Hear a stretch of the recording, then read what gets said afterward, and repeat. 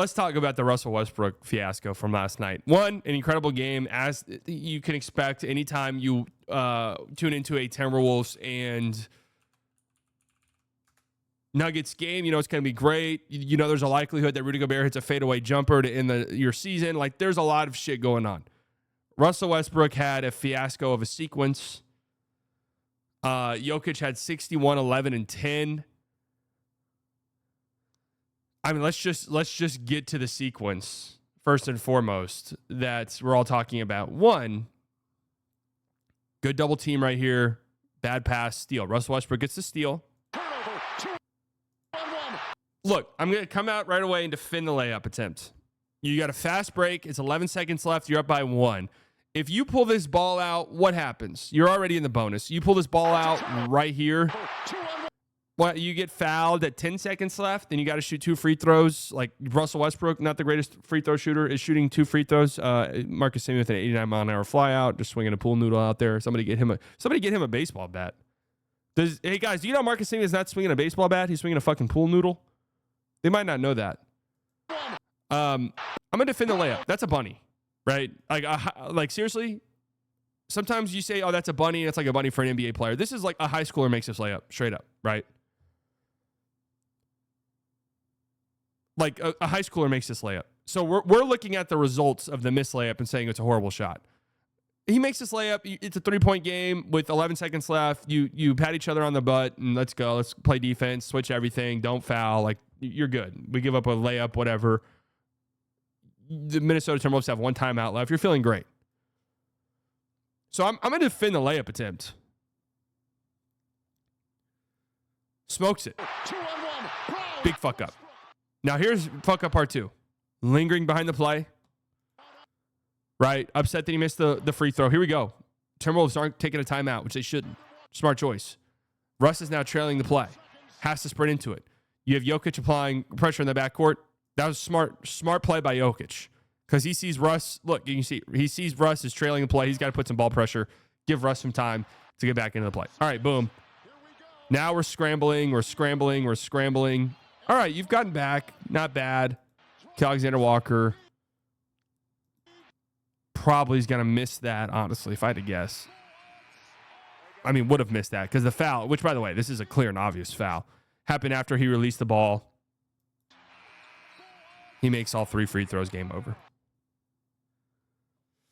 So that was a clear and obvious foul, by the way. I saw people online. It's one of those plays where it's like, can I see a world where they don't call this a foul? Yeah, I can absolutely see a world where they show this clip and they're like, how the fuck do they not call this a foul?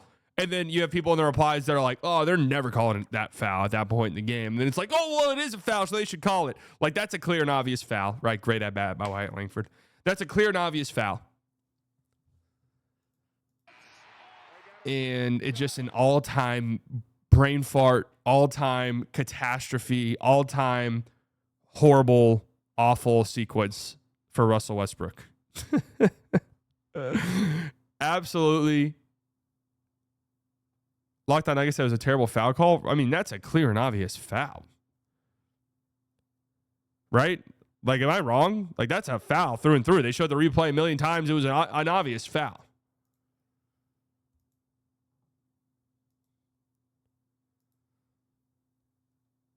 So, look, this is the Russell Westbrook experience. We've seen it.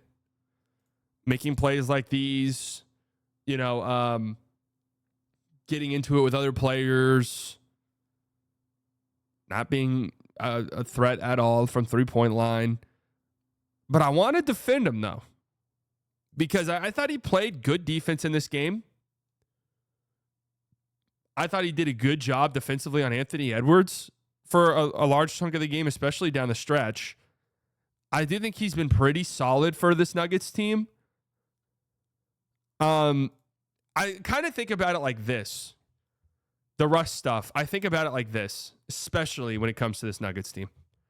The Russ stuff, it's similar to me to like the Dwight Powell situation from a couple years ago, where it was like, why would I spend so much time shitting on Dwight Powell when I know who Dwight Powell is? Is there frustration? Sure, but I already know who Dwight Powell is. I'm not expecting Dwight Powell to do anything differently than what I already expect out of Dwight Powell Who instead I'm upset at is the front office for putting our team in a position where Dwight Powell has to play X amount of minutes, right? That's the frustrating part.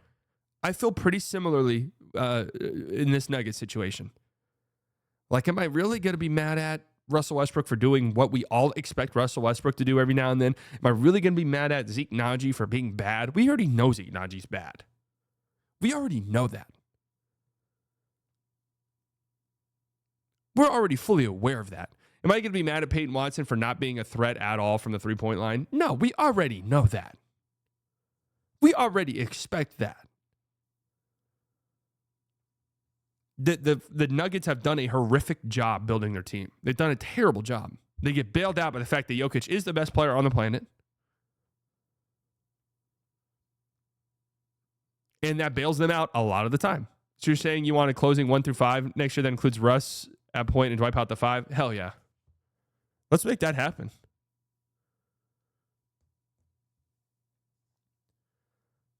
So anyways, I mean, this is the Russ thing. I feel like he has to play. Like, I do like him. I think he does some good stuff for this Nuggets team. They kind of need what he provides. Also, no Jamal Murray in this game, but they need what he provides. Yeah, I mean, this is what the scary thing is for the Nuggets. And full stop, I'm going to be honest with you, I don't think I'm going to pick the Nuggets to win a series. It really depends on who they play. But you've got so many different guys that, can you imagine? That, like, you could already envision a scenario in which a game comes down to Peyton Watson hitting threes. Or like Christian Brown consistently knocking down threes. Or, yeah, Russell Westbrook, you're in the game. This is a big stretch. You need to step up. There's so many like 50-50 guys, more so like 30-70 guys, where I'm just like, ugh. If you're relying on that, you're in some big fucking trouble. Big trouble.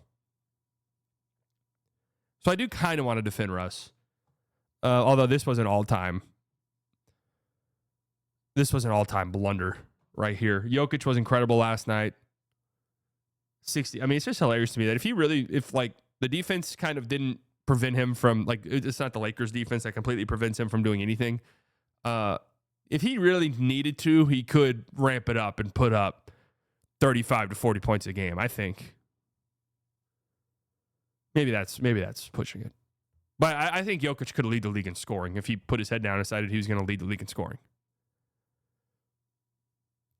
Yeah, Ant had some bad turnovers. I mean, this was a bad turnover right here. And this is like, I want to believe in the Timberwolves. The way that they've played, the way that, they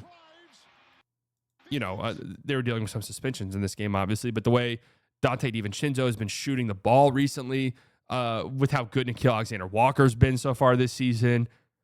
Yeah, I want to be able to believe in a world in which this Timberwolves team has an argument for being like the second most scary team in the West besides the Thunder. But it all boils down, like, this is what cost the Timberwolves a trip to the finals last year. By and large, was Anthony Edwards, and I'm not talking about this play, I was talking about the turnover. Anthony Edwards' decision-making down the stretch, his lack of playmaking, the fact that you could really, really force him into bad predicaments by sending two people, like just double-teaming him, can throw him off so badly.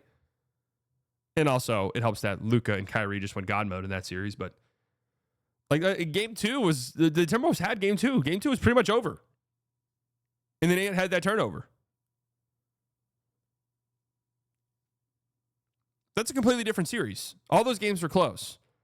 You take away that turnover in game 2,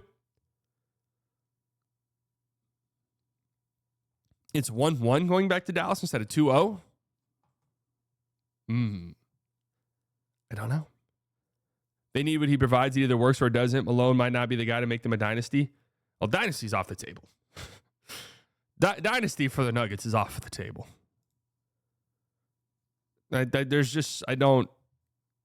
The only reason that we look at this Nuggets team and say, oh yeah, the Nuggets, they can make the finals. They can win the West. Why not? It's because they have Jokic. That is it. That's it. Every game, every game or every series will have the best player on the court. That's why you give them a chance. That's why you consider them. And that's the end of the discussion, really.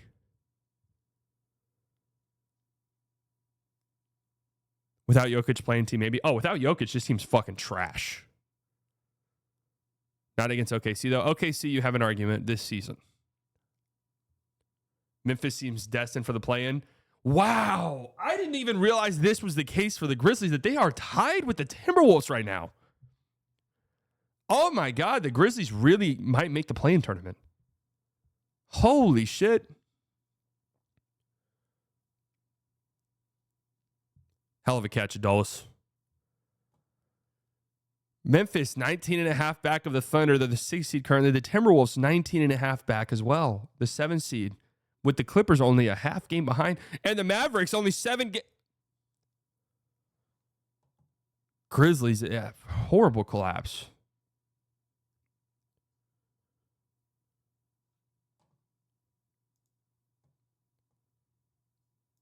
So anyways, a quick defense of Russell Westbrook, although it was a hilarious all-time blunder. These two teams, when they play, it's must-watch television. The Timberwolves fucking love it. They lick their chops. They love it. They love it. There was I saw a quote yesterday from Michael Malone talking about how if you go back and you watch Timberwolves games, they just play harder against the Nuggets. And they do. It's up to the Nuggets to match that intensity. The Timberwolves loves it. Ant gets going. Like, they love this matchup. They have fun in this matchup. It's like, dude, Rudy, remember you hit that fucking fadeaway in Game 7 to ice him? Like, remember? That's hilarious. Let's go do it again. Let's go do it again. I would love another playoff series between these two. Last night, so I mentioned at the top of the stream, I rambled for a long time about how I've really been struggling since the trade, just like caring about the league, really, and especially lately, surprisingly. And I think a lot of that has to do with it just being the March period where it's like, all right, let's get to the playoffs. Let's get to the playoffs, right? But last night was a reminder to me what I've been saying all season long and what I really, really believe today, especially after this game. I think this postseason is going to be crazy. I do. I think we're doing all-time postseason, and I think we're going to get like that once in a decade type of playoffs where it ends and you're like, holy fuck, that was incredible. Like, I do think the Thunder probably get through the West fairly easily, but I think the series along the way will be tremendous. I think pretty much every other series in the West, besides probably the one the Thunder are playing in, if I'm being honest with you, is going to be neck and neck. Like, it's going to be really difficult to predict. Out east, I like a Cavs Celtics, like that's a heavyweight bout. And I even think like Knicks, Celtics second round, like that's a crazy series for a second round series.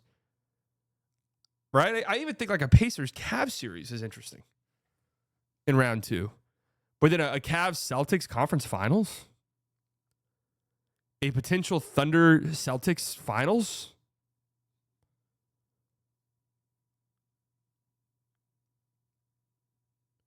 I think Celtics would destroy the Knicks. I'd pick the Celtics to win that series, but I think it'd be fun.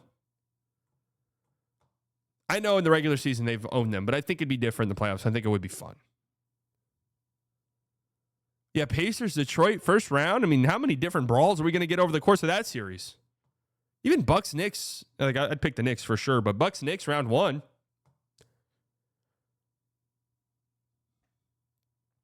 Lakers, Cavs would be epic too. Do they play soon? Oh, you mean the finals? Oh, yeah, that ain't happening.